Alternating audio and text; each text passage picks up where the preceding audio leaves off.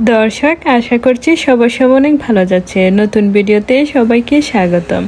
আজকে আপনাদের সাথে শেয়ার করব সুইডেনে পাবলিক লাইব্রেরি কাইন্ড অফ বলতে পারেন, তবে এটা লাইব্রেরি না, এটা একটা বইয়ের দোকান যেখান থেকে একাডেমিক সব বই পাওয়া যায়। তো আপনারা যারা বই পড়তে ভালোবাসেন এবং যারা বই পড়তে ভালোবাসেন না আমার মতো অনেক কৌতূহলী, সুইডেনকে নিয়ে অনেক কৌতূহলী অনেকে আছেন এরকম। আমি নিজেও অনেক কৌতূহলী যে অন্যান্য দেশ সম্পর্কে বা এইগুলা নিয়ে।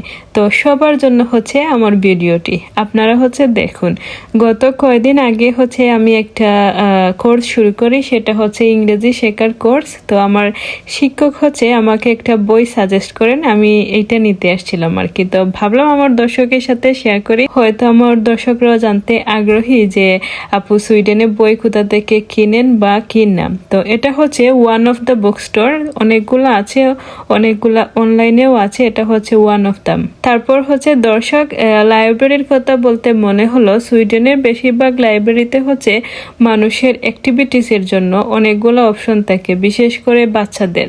আমি যখন প্রথম দিকে সুইডিশ শিখি, প্রথম 2-1 মাস যে আমি পাবলিক লাইব্রেরি অনেক ব্যবহার করেছি কথা বলার জন্য। এখানকার মানুষজন যে কথা বলতে অনেক পছন্দ করে, তবে যে ওদের সাথে প্রথমে গিয়ে মিশতে হয় আর কি।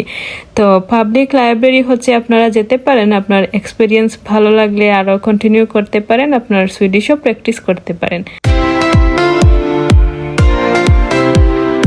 তো দর্শক, আশা করছি যে আপনাদের ভিডিওগুলো অনেক ভালো লাগছে। আপনারা জানাবেন আপনাদের সুইডেনকে নিয়ে যদি প্রশ্ন থাকে সেটা জানাবেন, আর আপনারা কোন ধরনের ভিডিও দেখতে চান সেটাও জানাবেন। কথা দর্শক অন্য কোনো ভিডিওতে।